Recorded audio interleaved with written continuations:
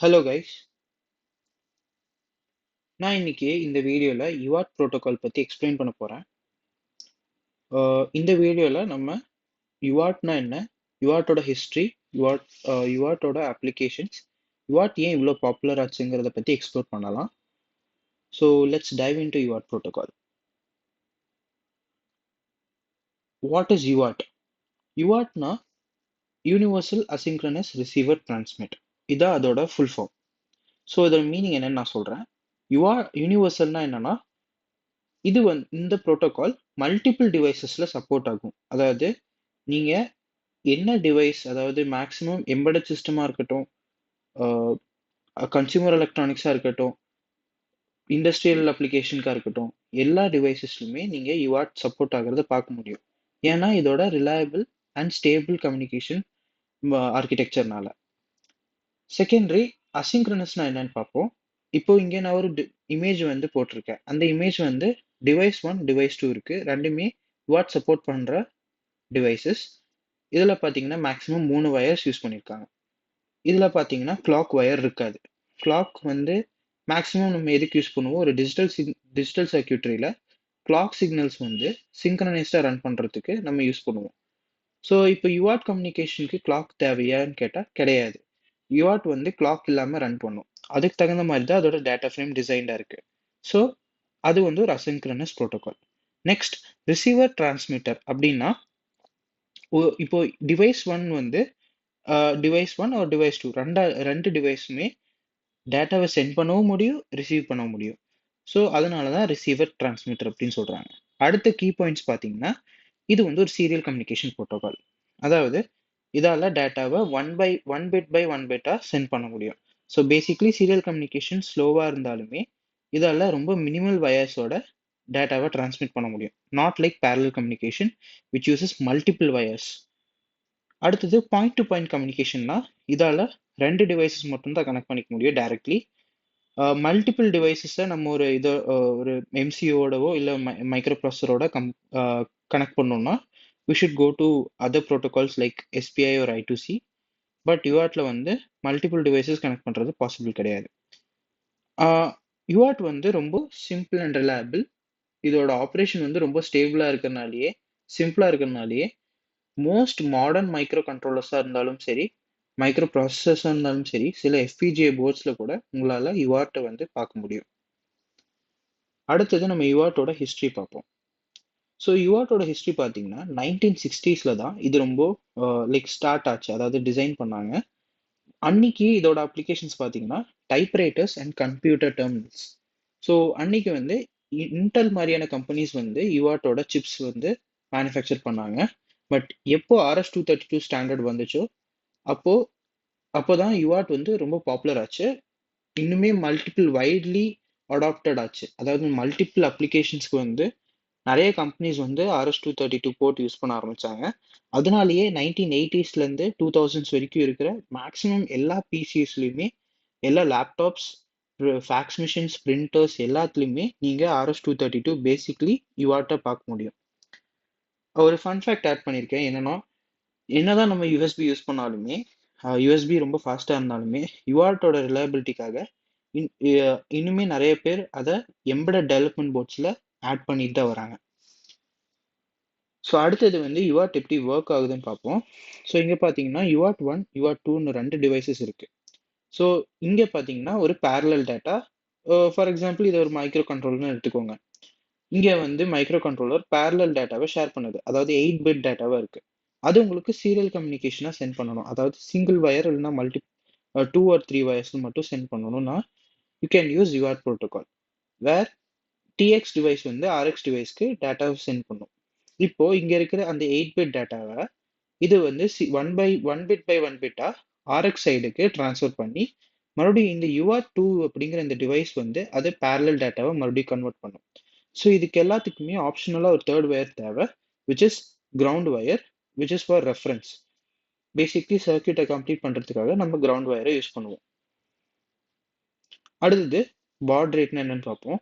Baud rate இப்போ நான் சொன்ன மாதிரியே இந்த ரெண்டு டிவைசஸ், அதாவது UART1, UART2 சிங்க்ரனைஸ்டாக ஃபாஸ்ட்டாக ஒரே ஸ்பீடில் ரன் பண்ண வைக்கணும்னா பாட் ரேட் ரொம்ப இம்பார்ட்டன்ட். ஸோ ஏன் இம்பார்ட்டன்ட்னா இப்போ ரெண்டு டிவைஸோட பாட் ரேட்டும் சேமாக இருக்கணும். அப்போதான் அதோட கம்யூனிகேஷன் வந்து மிஸ்கரெக்ஷன் இல்லாமல் எந்த எரர்ஸ் இல்லாமல் அந்த டேட்டா ட்ரான்ஸ்ஃபரை கம்ப்ளீட் பண்ண முடியும். சில common types of baud rates என்னன்னா 9600, 1,15,200. இது வந்து ரொம்ப ஸ்பீடானது, இருக்கலே ஹையஸ்ட் பாட் ரேட். ஸோ 9600 தான் ரொம்ப பாப்புலர், ஏன்னா அது ரொம்ப balanced and very reliable, most ஹார்ட்வேரில் சப்போர்ட் பண்ணும், லோ எரர் ரேட் கூட. அண்ட் பாட் ரேட்டை வந்து நம்ம மெஷர் பண்ணுறது பிட்ஸ் பர் செகண்டில். ஸோ அடுத்தது வந்து யுஆர்ட்டோட டேட்டா ஃப்ரேம் பற்றி பார்ப்போம். யுஆர்ட்டோட டேட்டா ஃப்ரேம் பார்த்தீங்கன்னா, இந்த டேட்டா ஃப்ரேம் பார்த்தாலே நம்ம யுஆர்ட்டோட மேக்ஸிமம் ஒர்க்கிங்கை புரிஞ்சிக்க முடியும்.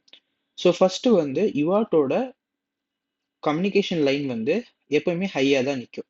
ஸோ அதனால தான் லைன் ஸ்டேஸ் ஹை அப்படின்னு போட்டிருக்கோம் between transmission. So start bit அப்படிங்கிற இந்த ஸ்டார்ட் பிட் யூஸ் பண்ணாதான் டேட்டா எங்கே ஸ்டார்ட் ஆகி இந்த ஸ்டாப் பிட் யூஸ் பண்ணாதான் எங்கே எண்ட் ஆகுதுங்கிறத நம்மளால டிட்டர்மைன் பண்ண முடியும். யூஆர்ட்டோட ப்ரோட்டோகால் டிசைன் அப்படிதான் இருக்கு. ஸோ ஸ்டார்ட் பிட் வந்து ஆல்வேஸ் லோ. ஸோ லோவாக இருக்கிறனாலேயே அந்த லோ சிக்னல் வந்த உடனே டேட்டா டிரான்ஸ்மிஷன் ஸ்டார்ட் ஆயிடுச்சுன்னு அந்த டேட்டா ஃப்ரேமில் வந்து நம்ம ஆட் பண்ணிடுவோம். அடுத்தது இந்த 5 to 9 பிட்ஸ் தான் நம்மளோட டேட்டா பிட்ஸ். அந்த டேட்டா ஃப்ரேம்குள்ளே அது உட்காந்துக்கும். அண்ட் பேரிட்டி பிட் தான் எரர் கரெக்ஷனுக்கும் எரர் டிடெக்ஷனுக்கும் நமக்கு யூஸ் ஆகுது. எய்தர் ஈவன் ஆர் ஆட், இல்லைனா பேரிட்டி பிட்டே கிடையாது சில சுச்சுவேஷன்ஸ்லாம் வரும். ஸோ மேக்ஸிமம் இது வந்து ஒரு ஆப்ஷனலான ஒரு ஃபீச்சர் டேட்டா ஃப்ரேமில். இப்போ ஸ்டாப் பிட் தான் டிட்டர்மைன் பண்ணும் அந்த டேட்டா ஃப்ரேம் வந்து எண்ட் ஆயிடுச்சா இல்லையாங்கிறது. அந்த டேட்டா ஃப்ரேம் மொத்தமாக கம்ப்ளீட் ஆனதுக்கப்புறம், அதாவது டிரான்ஸ்மிட் ஆகி கம்ப்ளீட் ஆனதுக்கப்புறம் அது மறுபடியும் ரிட்டர்ன் டு ஐடல்னு போட்டிருக்கேன் பார்த்தீங்களா. ஸோ மறுபடியும் ஹை ஆயிரும், அந்த யுஆர்ட் கம்யூனிகேஷன் லைன் வந்து மறுபடியும் ஹை ஆயிரும். ஸோ இதே ப்ராசஸாக மறுபடியும் ரிப்பீட்டடாக ரன் ஆகிட்டே இருக்கும். அப்போ தான் சீரியல் கம்யூனிகேஷன் ரன் ஆகும், அதாவது அதோட டேட்டா ட்ரான்ஸ்ஃபரை அதால் கம்ப்ளீட் பண்ண முடியும். இப்போ கீ ஃபீச்சர்ஸ் ஆஃப் யூஆர்ட்னா என்னென்னா, interrupt support can generate interrupts on data receive and transmit. So எம்சியூஸில் இருக்கிற இன்ட்ரப்டை வந்து இதால் லைக் இன்ட்ரப்ட் பண்ண முடியும். பேசிக்லி யூஆர்ட் வந்து இன்ட்ரப்ட் சப்போர்ட் பண்ணுது. ஸோ அதனால தான் மேக்ஸிமம் எல்லா மைக்ரோ கண்ட்ரோலர்ஸ்லையும் ப்ராசஸர்ஸ்லையும் உங்களால் எந்த டேட்டா இன்ட்ரப்ஷனும் இல்லாமல் டேட்டா அதாவது எம்சியூவோட டேட்டா ப்ராசஸிங் டைம்லையும் யூஆர்ட் வந்து இன்ட்ரப்ட் பண்ணாமல் அதால் ஒர்க் பண்ண முடியுது. ஸோ வோல்டேஜ் ஃப்ளெக்சிபிலிட்டி பார்த்தீங்கன்னா works with 3.3 volt, 5 volt and other logic levels. So maximum இந்த மாதிரி மல்டிபிள் லாஜிக் லெவல்ஸில் ஒர்க் ஆகிறனால தான் யூஆர்ட் வந்து மல்டிபிள் டிவைஸஸ்க்கு நம்ம யூஸ் பண்ண முடியுது. அதுவும் இல்லாமல் முன்னாடியே சொன்ன மாதிரி அசிங்க்ரனஸ். ஸோ எந்த விதமான கிளாக் சிக்னல்ஸும் இது யூஸ் பண்ணாது. ஸ்டாப் அண்ட் ஸ்டார்ட் பிட் வச்சு இதோட டேட்டா வந்து சிங்க் பண்ணிக்க முடியும். அண்ட் எல்லா மேக்ஸிமம் உலகத்தில் இருக்கிற maximum modern and legacy micro கண்ட்ரோலர்ஸில் யூஆர்ட் வந்து இருக்கு. ஸோ அடுத்தது why UART become so popular. So RS-232 தான் அதோட மெயின் காரணம். முன்னாடியே நான் சொன்னேன், RS-232 அப்படிங்கிறது ஒரு serial communication protocol, UART support பண்ணுற ஒரு ப்ரோட்டோகால். பை த வே இது வந்து 1960ஸ்லேருந்து 1990s வரைக்குமே ரொம்ப ரொம்ப பாப்புலர். அண்ட் அன்னைக்கு பார்த்தீங்கன்னா பிசிஸ், மாடம்ஸ், பிரிண்டர்ஸ், ஃபேக்ஸ் மிஷின்ஸ், இந்த மாதிரி நிறைய கன்சூமர் எலக்ட்ரானிக்ஸில் RS-232 நீங்கள் பார்க்கலாம். இன்னுமே நிறைய இண்டஸ்ட்ரியல் கம்ப்யூட்டர்ஸில் RS-232 இருக்கிறத நீங்கள் இன்னுமே பார்க்க முடியும். இது வந்து ஸ்லோவாக இருந்தாலுமே ரொம்ப ரிலையபிளான ஒரு சீரியல் கம்யூனிகேஷன் ஸ்டாண்டர்ட். அண்ட் MAX-232ன்னு ஒரு ஐசி உங்களால் இங்கே பார்க்க முடியும். ஸோ இந்த MAX-232 தான் இதோட ஒரு டிரான்ஸ்லேட்டர் மாதிரி. அதாவது இப்போ RS-232ங்கிறது ஒரு plus or minus 12 volt logic இருக்கிற ஒரு ப்ரோட்டோகால். ஸோ அதனால நம்ம மைக்ரோ கண்ட்ரோலர்ஸில் மேக்ஸிமம் 5 வோல்ட் லாஜிக்கில் ரன் ஆகிற டிவைசஸ்னால அதுக்கு எல்லாத்துக்குமே ஒரு டிரான்ஸ்லேட்டராக தான் இந்த MAX-232, அதாவது வோல்டேஜ் லெவல்ஸை ஷிஃப்ட் பண்ணுறதுக்காக இந்த MAX-232 டிவைஸை யூஸ் பண்ணுவாங்க.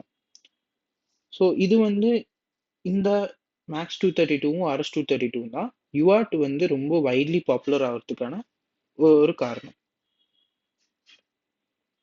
அடுத்தது யூஆர்ட்டோட அப்ளிகேஷன்ஸ் பார்ப்போம்.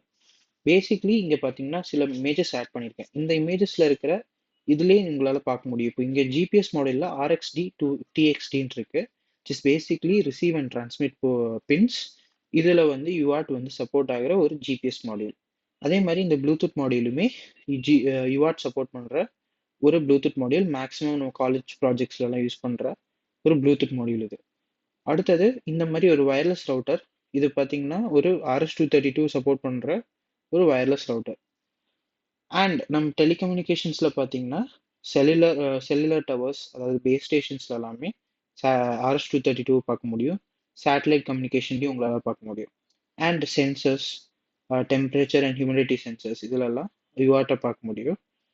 தென் டெவலப்மெண்ட் டூல்ஸ் லைக் ஆர்டினோவில் பார்த்தீங்கன்னா இங்கே ஒரு ஐசி இருக்கும். இந்த ஐசி பார்த்தீங்கன்னா USB to UART கன்வெர்ட்டர் இந்த IC, or USB to TTL converter. So இந்த ஐசி தான் ப்ரோக்ராமிங்க்கு யூஸ் ஆகும். அதாவது நம்ம USB வழியாக அப்லோட் பண்ணுற ப்ரோக்ராம்ஸை வந்து மைக்ரோ கண்ட்ரோலருக்கு புரியிற ஸ்டாண்டர்டில் கன்வெர்ட் பண்ணுறது அந்த ஐசியோட வேலை.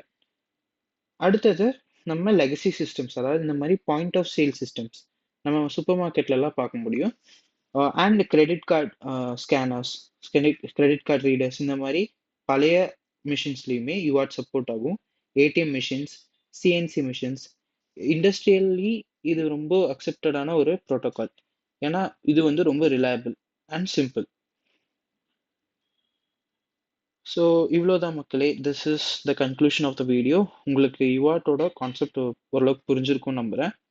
ஸோ அடுத்த பார்ட்டில் நான் இந்த சேம் கான்செப்டை ஒரு ப்ரோட்டியஸ் சிமுலேஷன், அதாவது ப்ரோட்டியஸ் சாஃப்ட்வேர் வச்சு பிக் மைக்ரோ கண்ட்ரோலர் யூஸ் பண்ணி UARTோட ஒரு ரியல் டைம் டெமான்ஸ்ட்ரேஷன் மாதிரி நான் உங்களுக்கு பார்ட் 2ல் ஒரு வீடியோ போடுறேன். விர்ச்சுவல் செட்டப்பில் பார்க்கும்போது உங்களுக்கு இன்னுமே புரியும். Okay, thank you, bye bye.